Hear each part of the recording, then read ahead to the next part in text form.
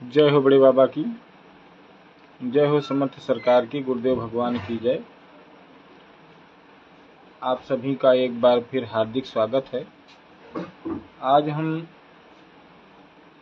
14 गद्दी, 4 पावा 14 गद्दी के बारे में कई बार बता चुके हैं। उनमें से 14 गद्दी में साहब कायमदास पठान का नाम आता है, आरती में भी आता है, साहब कायमदास पठाना बस रसूलपुर सब जग जाना।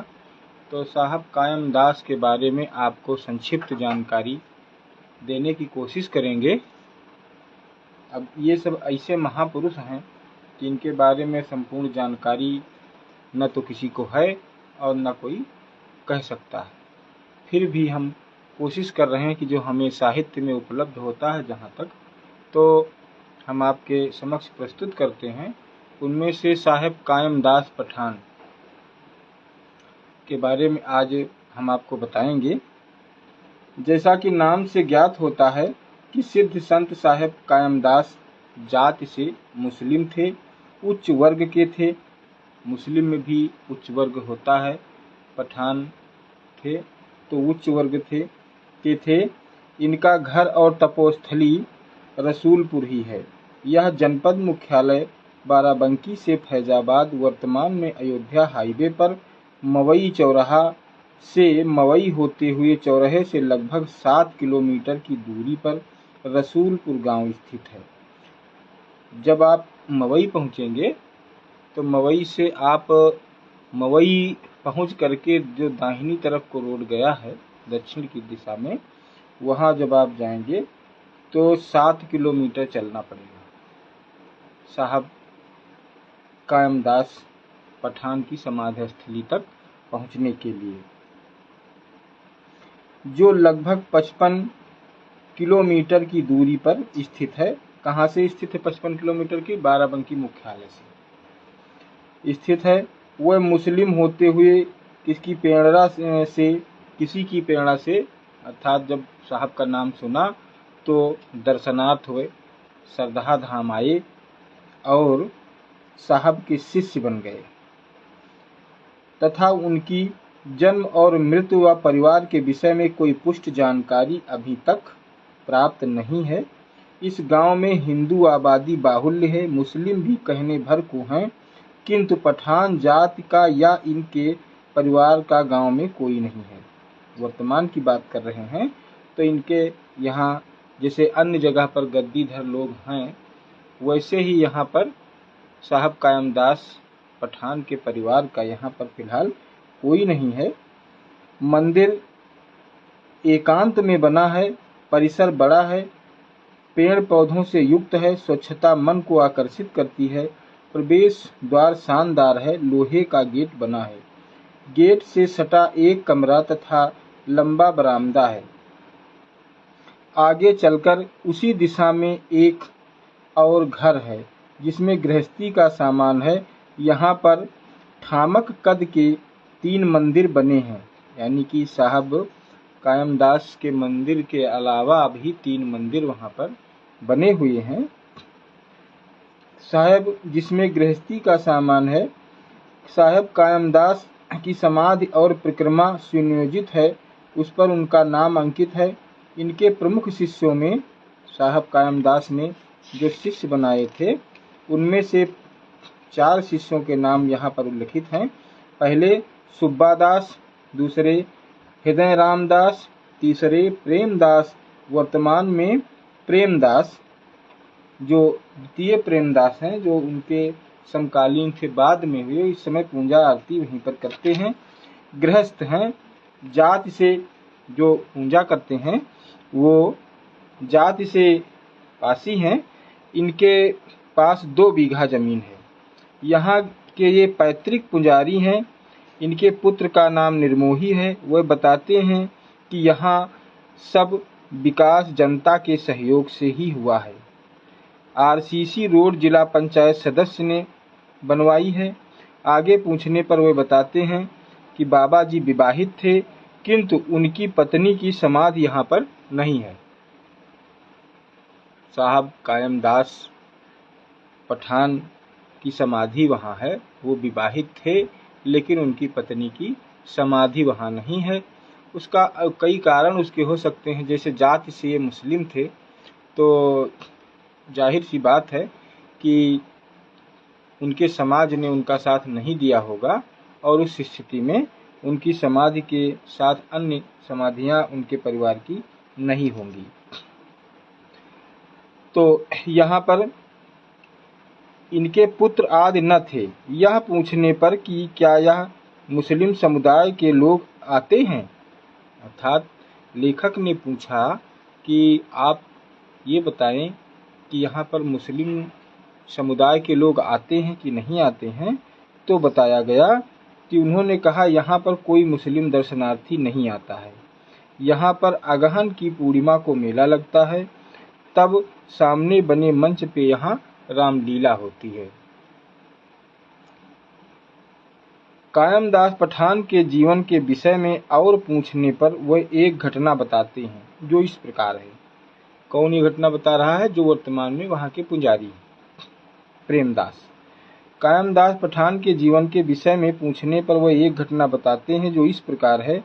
वह अपनी धुन में आकर और अपने मुस्लिम समाज की अनदेखी करके सतनामी संत जगजीवन दास साहब से मंत्र उपदेश ले लिया। वह उनके शिष्य हो गए थे। इन्होंने तपोबल से अपनी इंद्रियों को अपने बस में कर लिया, गुरु की सेवा में लग गए, भक्ति में लीन हो गए। इस बात से नाराज परिवार वालों ने कायमदास से झगड़ा कर लिया और बाकायदा अलगौझा की नौबती आ गई। जब साहब कायमदास जी ने सतनामी बड़े बाबा के शिष्य हो गए और सत्यनाम स्वीकार कर लिया, तो इनके घर वालों ने इनको अपने घर से भगाने का निर्णय लिया और अलगौझा की नौबत आ गई। उनके सत्यनामी दीक्षा लेने से परिवार में भूचाल आ गया। एक शाम को परिवार वालों ने उन्हें रोटी मछली भोजन में परोसा। जैसे कि प्रायः मुस्लिम परिवार में मांस का कोई परहेज नहीं होता है, तो उसी संबंध में लोगों ने इनको जबरदस्ती इनका अर्थात सत्यनाम धर्म नष्ट करने के लिए मछली और रोटी परोसा। तो देखिए हमारे साथ अशोक साहू जी, जय हो बड़े बाबा की, ओमकार गौतम जी हमारे साथ जुड़े हुए हैं, बड़े बाबा की जय। और लवकुश जी हैं, अशोक यादव जी हैं और रमेश कुमार जी हैं। आप सभी को सादर बंदगी। तो हम कह रहे थे कि साहब कायमदास पठान को उनके घर वालों ने मछली और रोटी परोसा और कहा कि इसको आप खाओ, और कहा कि इसे खाओ। उन्होंने जवाब में कहा, हम सतनामी भक्त हैं, हम अब मांसाहारी भोजन नहीं कर सकते, इसे नहीं खाएंगे, वापस ले जाओ। परिवार वालों ने क्रोध में आकर कहा, इसे आपको खाना पड़ेगा, यदि नहीं खाते हो तो इसको जिंदा कर दो, तब हम आपके तप को मान लेंगे, और नहीं तो बहुत मारेंगे। शर्त क्या रखी कि जो ये मछली है, अगर इसको जिंदा कर सको तो हम तुम्हारे धर्म को मान लेंगे, या फिर तुमको बहुत मारेंगे। ऐसी स्थिति में उन्होंने आंख बंद करके गुरु महाराज जगजीवन साहब का ध्यान किया। देखिए संकट तो बहुत विकट आ गया कि अब जो बनी हुई मछलियां हैं उनको जिंदा करना है उसी रूप में। तो क्या किया साहब कायमदास पठान ने? श्रद्धा अटूट थी, बड़े बाबा का स्मरण किया और आंख मूंद करके बैठ गए और बड़े बाबा का नाम जप करने लगे, स्मरण करने लगे। तो ऐसी स्थिति में आंख बंद करके गुरु महाराज जगजीवन साहब का ध्यान किया, उनसे प्रार्थना की कि हमारे प्राण संकट में हैं, आप कुछ हम पर कृपा करें। थोड़ी देर बाद में मछलियां जिंदा हो गईं। जय बड़े बाबा की। देखिए बड़े बाबा का चमत्कार हुआ। संसार में लोग चमत्कार को नमस्कार करते हैं, आपने भी देखा होगा। तो हालांकि हमारे सत्यनाम पंथ के परिवर्तक साहब ने कभी चमत्कार को बढ़ावा नहीं दिया है, किंतु जब भक्तों पर कोई मुसीबत आती है तो चमत्कार ही होता है। आप अगर सच्चे मन से आज भी बड़े बाबा का ध्यान करते होंगे तो आपको कहीं न कहीं यह जरूर एहसास होगा कि हमारे साथ भी कोई चमत्कार हुआ है, हो रहा है। तो इसी तरह से जितने भी बड़े बाबा के भक्त हैं, अगर वो सब सोचें तो उनके जीवन में कोई न कोई चमत्कार बड़े बाबा ने किया है, और लेकिन वो सिर्फ अनुभवगम्य है, अनुभव करने की बात है। हमारे साथ रमेश कुमार जी ने चरण बंदगी, बड़े बाबा की जय, जय हो, सादर सतनाम बंदगी। तो मछलियाँ जिंदा हो गईं, साहब कायमदास पठान के विनय करने पर बड़े बाबा साहब ने चमत्कार किया और मछलियाँ जिंदा हो गईं। इसी घटना के बाद साहब कायमदास ने घर छोड़कर फकीरी ले ली। अब कोई संदेह रह ही नहीं गया, क्योंकि जब यह घटना हो गई, यह स्थिति आ गई, तो साहब कायमदास को अटूट विश्वास हो गया और उन्होंने उसी दिन से घर छोड़ दिया। पहले घर में रहकर ही सत्यनाम का भजन करते थे, किंतु घर वालों ने जब यह खाने को बाध्य किया और बड़े बाबा ने उनकी इज्जत रख ली, तो साहब कायमदास पठान ने घर छोड़ दिया और फकीरी ले ली। फिर कभी घर नहीं आए। पहले यहाँ पर बहुत बड़ा जंगल था जहाँ पर उनकी समाधि है। एक बार पुनः बता दें, जैसे आप लोग दर्शन करने जाएं या जो लोग नए जुड़े हैं उनको बता दें कि रसूलपुर मवई चौराहा से 7 किलोमीटर दक्षिण में पड़ता है रसूलपुर। वहीं पर साहब कायमदास पठान की समाधि है। प्रांगण बहुत ही सुंदर है, मनमोहक है, और वहाँ पर एक पुजारी हैं जिनका नाम प्रेमदास है, और वही पूजा पाठ करते हैं। बड़े बाबा के भक्त संत कायमदास पठान की जो स्तुति है, पूजा है, वो वही करते हैं, देख रेख कर रखते हैं। तो अगर आप सभी भी वहाँ जाना चाहें तो जा सकते हैं और दर्शन कर सकते हैं।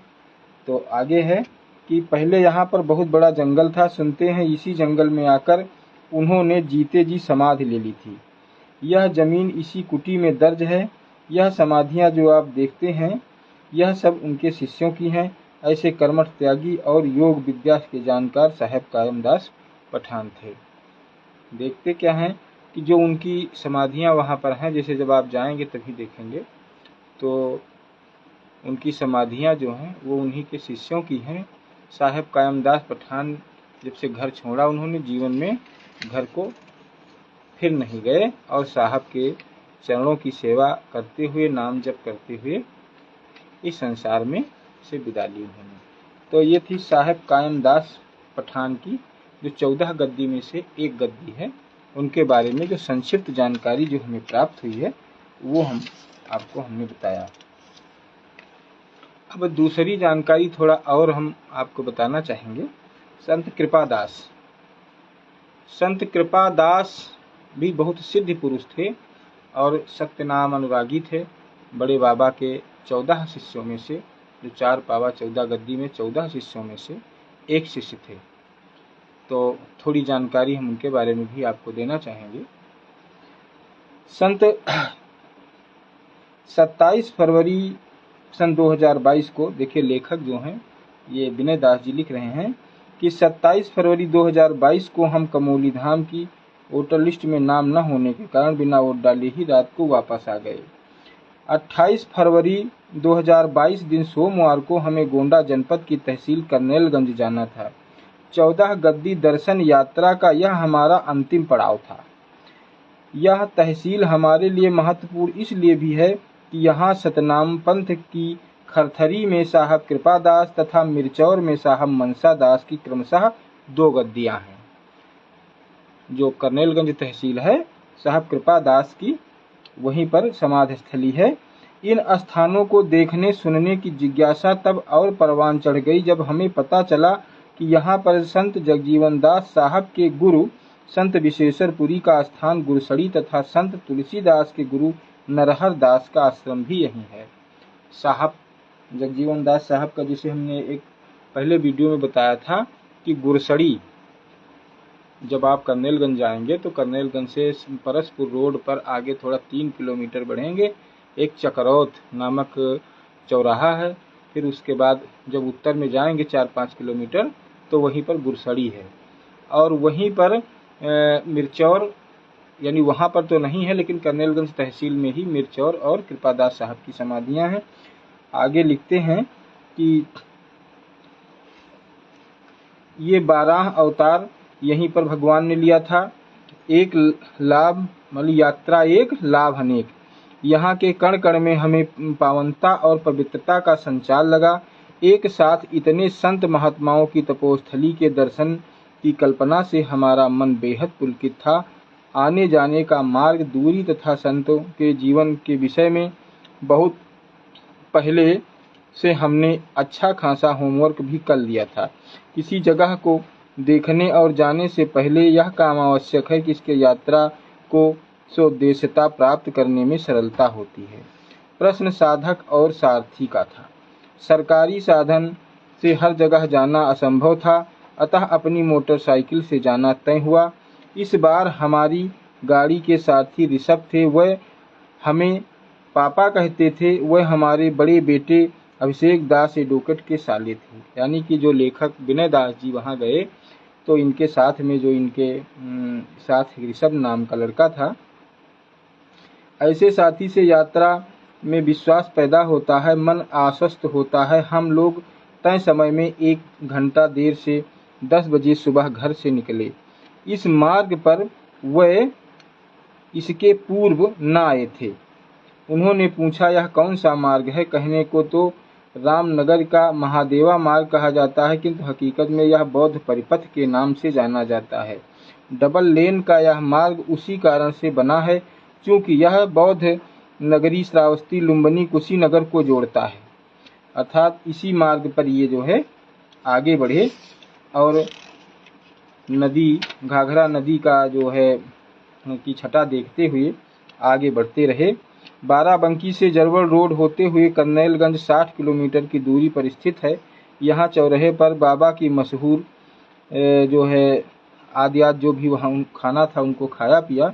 यहाँ से परसपुर की दूरी लगभग 15 किलोमीटर, वहाँ से 6 किलोमीटर दूरी 21 किलोमीटर चलना पड़ता है। इस मार्ग से अधिक 13 किलोमीटर पड़ता है। हम दोनों चकरौता के मार्ग से आगे बढ़े। गांव के रास्ते में होते हुए हम दोनों खरथरी गांव में पहुंच गए। आगे हनुमान जी का मंदिर, ठीक बगल में कृपादास साहब की समाधि। लेखक खरथरी पहुंच गए और उन्होंने साहब कृपादास की समाधि का दर्शन किया। सामने लंबा बरामदा सा है जिसमें लोहे के चैनल लगा है। इसके भीतर दूसरा मंदिर बना है। लकड़ी का दरवाजा, पल्ला लगा है। समाधि कच्ची है। पहले कृपादास का, उसके ठीक बगल दूसरे मंदिर में उनके शिष्य बलभद्र दास की समाधि है। अनेक समाधियां यहाँ बनी हुई हैं।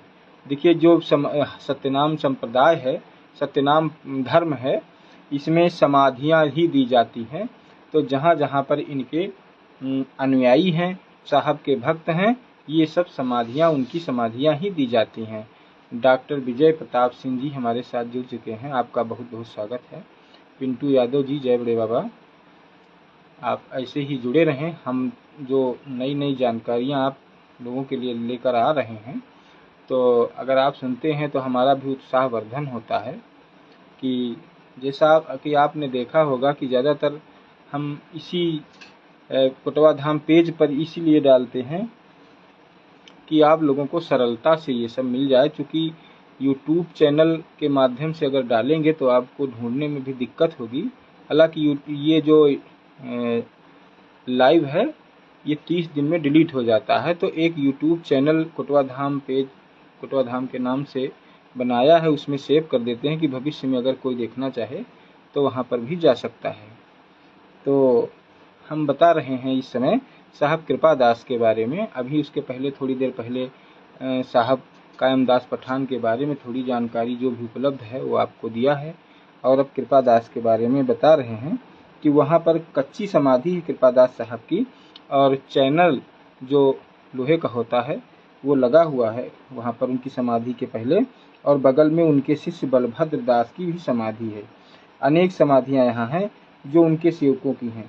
यहाँ पर हमारी भेंट बाबा राम रतन दास से होती है। पूछने पर पता चलता है कि वह इसी गांव के, खरथरी गांव की बात कर रहे हैं हम, जो तहसील करनेलगंज में पड़ता है, इसी गांव के निवासी हैं। जाति के ब्राह्मण हैं, पाठक हैं, सरयू पारी ब्राह्मण हैं, सदगृहस्थ हैं। इनके एक पुत्र और 4 बेटियां हैं।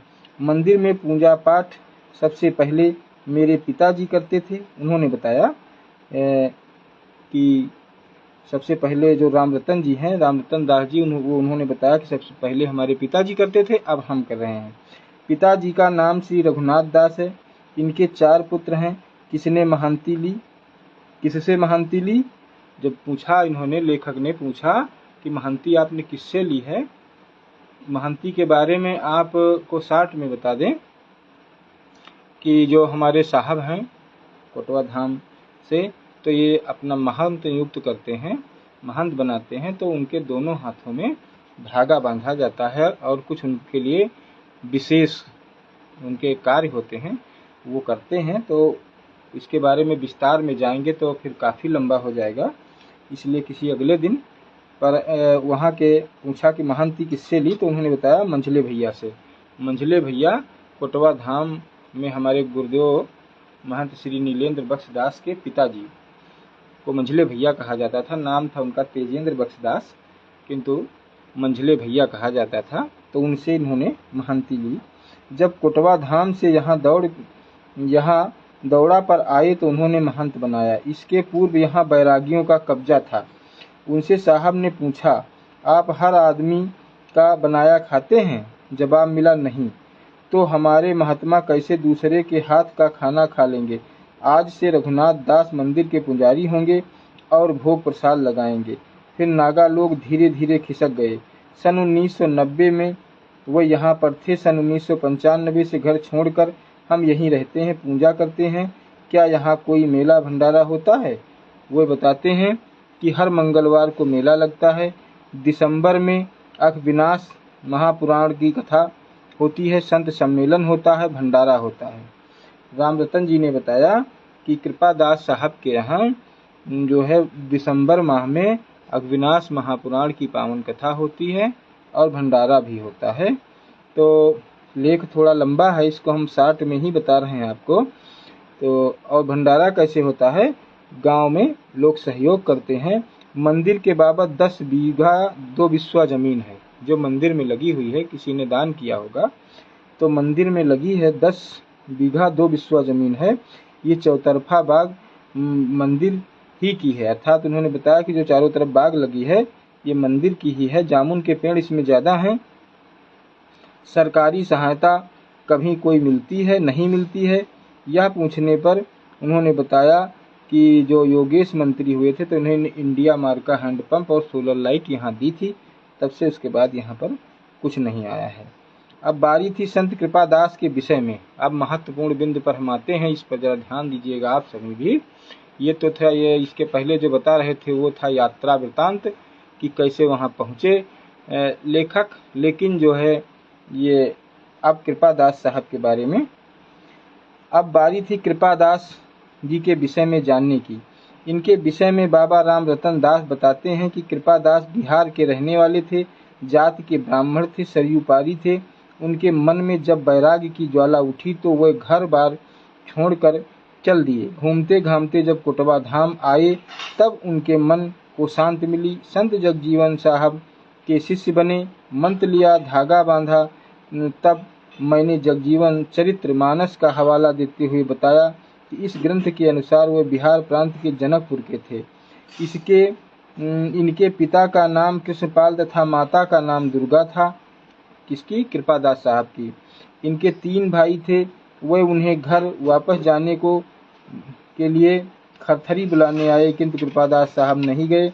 यहाँ पर हमें राम रूपी सतगुरु मिल गए हैं। अंततः परिवारीजन निराश होकर बिहार वापस लौट गए। पता चलता है कि जब वे खरथरी आए तो यहाँ भीषण जंगल था। जंगल में भूत प्रेत और ब्रह्म राक्षस का निवास था। सामने एक बड़ा सरोवर था जिसे पाट कर गाँव वालों ने अपने घर बना लिए हैं। यहीं आसन लगाकर वे भजन करने लगे। गाँव वालों ने कहा, यह स्थान बाबा जी के ठीक ठीक नहीं है, गांव में चलकर कहीं मुकाम करे, किंतु वे अपने विचार से रंच मात्र नहीं डिगे। गांव वालों ने कहा कि यह स्थान जो है खतरनाक है, आपको यहाँ नहीं रुकना चाहिए, किंतु वे रुके रहे और अपने बात से जरा से भी नहीं टिके। वहीं पर भगवान का नाम लेकर के बड़े बाबा के द्वारा दिया गया मंत्र जपने लगे और गांव वाले लौट आए। तो हुआ क्या कि जब रात हुई तो ब्रह्म राक्षस सामने प्रकट हुआ, हाथ जोड़कर बैठ गया, बोला, हे महात्मन, हम प्रेत योनि में भटक रहे हैं, कृपा करके हमारा राक्षस योनि से उद्धार करें। कृपा दास ने उनका उद्धार किया। इसके बाद वहाँ कोई भूत प्रेत न रह गया। ऐसे तपस्वी थे साहब कृपादास। कृपादास साहब ने उस ब्रह्म राक्षस का उद्धार कर दिया, जैसे कि गोकर्ण ने धुंधकारी का किया था, भागवत में कथा आती है, वैसे साहब कृपादास ने उस ब्रह्म राक्षस का उद्धार किया। उसके बाद वहाँ से जो भय था वो समाप्त हो गया। हमने जिज्ञासा बस पूछा, वह गृहस्थ थे या ब्रह्मचारी? उन्होंने बताया कि वह गृहस्थ संत थे। उनका विवाह सुनहरा से हुआ था, जो इसी गांव के निकट है। सुनते हैं उनके 4 पुत्र हुए थे, 2 पुत्रों से वंश नहीं चला, उनके कोई पुत्र नहीं हुए। शेष 2 पुत्रों से एक ने मनिहारी तथा दूसरे ने सुनहरा परिवार फल फूल रहा है। वे जब कोई संकट पड़ता है तब मंदिर आते हैं। मंदिर के विकास में उनका कोई योगदान नहीं है। देखिए, राम रतन जी ने बताया कि मंदिर के विकास में उनका कोई योगदान नहीं है। जो उनके परिवार के हैं, हमारे साथ विपिन सिंह जी जुड़ गए हैं। जय हो बड़े बाबा की। आप पर सदैव बड़े बाबा की कृपा बनी रहे। तो हम आज बता रहे हैं आपको कृपादास जी के बारे में, जो 4 पावा 14 गद्दी में 14 गद्दी के एक महंत हैं साहब कृपादास। इसके पहले अभी हमने बताया था, पूरा वीडियो जब आप सुनेंगे तो आपको मिल जाएगा साहब कायमदास पठान के बारे में। उसके बाद दूसरा बता रहे हैं साहब कृपादास के बारे में। तो बता रहे हैं राम रतन जी, जो वहाँ के पुजारी हैं, कि उनके जो पुत्र आदि हैं उनका कोई यहाँ पर योगदान नहीं है। पूर्वजों से सुना है कि उन्होंने जीते जी समाधि ली थी। सायं आरती के समय गांव के लोग आते हैं। अगर और कोई खास बात हो तो बताएं बाबा जी। मेरा इतना कहते ही वह बाग की ओर हमें ले चलते हैं। वो देखो साहब, बाहर पेड़ पर कितने बड़े बड़े काले रंग के चमगादड़ लटके हुए हैं। कई हजार चमगादड़ यहाँ पर हैं। लोग यह सुनते हैं तो दवा के लिए इन्हें खरीदने के लिए आते हैं, मुंह मांगे दाम देते हैं। ये चमगादड़ साहब के समय से यहाँ आए हैं। इस जगह से इनसे नहीं छूटती, ये जगह इनसे नहीं छूटती। साहब का आदेश है कि इन्हें मारा न जाए, सो इन्हें मारा न बेचा, कुछ नहीं मारा जाता है न बेचा जाता है। जबकि लोग आते हैं कि इन्हें हमें दे दीजिए, कोई कुछ बताता है, रामरतन जी बताते हैं, लेकिन उन्हें न तो दिया जाता है और न मारा जाता है। रात में ये चाहे जहाँ उड़कर जाएं, सुबह यहीं आ जाते हैं। ये उड़ते उड़ते किसी नदी, तालाब या पोखरे से पानी पीते हैं। यहाँ पर ये क्यों नहीं, यह रहस्य कृपादास ही जानते होंगे। इस निमित्त वह एक किसी संत का दोहा भी सुनाते हैं। यह सुंदर तन पाई के गयो राम का भूल, यही पाप गादुर भयो रहो डाल पर झूल। अर्थात दोहे का आशय है कि सुंदर शरीर पा करके भगवान का नाम नहीं लिया और चमगादड़ हो करके उल्टा लटक गए पेड़ के ऊपर, तो इसीलिए शरीर मिला है। और ये जो दिखा रहे हैं ये चमगादड़ यहाँ के, ये सब इसी का प्रतीक हैं। इनसे शिक्षा लेनी चाहिए। प्रमोद कुमार जी, बड़े बाबा की जय। जो मनुष्य मानव शरीर पाकर राम का नाम भूल जाता है, उसे गादुर अर्थात चमगादड़ होना पड़ता है। वह और एक दोहा सुनाते हैं। कोटवा साहब की गद्दी बनी कर्नलगंज के पास, ग्राम खरथरी नाम है साहेब कृपादास। सेवा के सेवक बदे सेवक राम रतन दास, दुखियों के दुख करते दूर कहते प्रेमी दास। तो वो अपने द्वारा जो ये राम रतन दास जो दोहे में जोड़ा, ये उन्होंने अपनी तरफ से, महंत जी ने अपना परिचय बताया। अब मेरा सवाल था कि क्या आप कविता भी करते हैं? उन्होंने कहा हम कविता नहीं करते, बस एक बड़ा ही शांत, शीतल और सौम्य आश्रम है। बाबा जी का आतिथ्य सत्कार आश्रम व्यवस्था के अनुरूप था। यह यहाँ से जाने का मन नहीं हो रहा था, अर्थात बहुत ही मनमोहक स्थान है, वहाँ से जाने का इनका मन नहीं कर रहा था। मजबूरी यह थी कि हम दोनों को अभी मनसा दास के स्थान ग्वारिच को भी जाना था।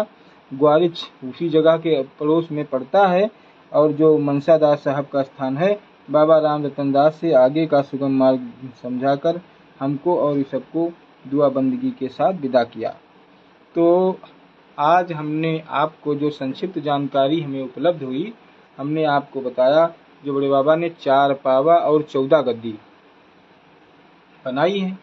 उनमें से 14 गद्दी के ये 2 महंत साहब कायमदास पठान, जिनका रसूलपुर निवास स्थान और ये मवई से 7 किलोमीटर दूरी पर है, और दूसरा जो बताया वो कन्नेलगंज चक्रौता से 7-8 किलोमीटर दूरी पर खरथरी गांव में है। तो ये 2 जो है जो उपलब्ध थे वो हमने आपको बताया, 2 जानकारी जो हमारे पास उपलब्ध थी बताया। आगे हम अगले वीडियो में आपको बताएंगे साहब मनसा दास के बारे में और दूसरा साहब बालदास, जिनका अमरा जो बाराबंकी ज़िले में ही पड़ता है। तो ये भी 14 गद्दी के महंतों में से एक हैं। और साहब बालदास को बताते हैं कि ऐसी घटना हुई कि लोगों ने जब इन्हें अपमानित किया तो बरसात ही नहीं हुई पूरे गांव में। तो ऐसा जो है ये विस्तार से हम आपको अगले वीडियो में बताएंगे। तब तक के लिए जो भी गलतियां हुई हो या कोई जिज्ञासा हो तो उसके लिए हम आपसे सुझाव चाहते हैं, और अगर कहीं पर कोई त्रुटि है तो उसके लिए भी आप कमेंट में सुझाव दीजिए। बहुत बहुत धन्यवाद आपका जुड़े रहने के लिए। जय हो बड़े बाबा की, जय हो सत्यनाम सरकार की, गुरुदेव भगवान की जय, जय हो सत्यनाम की।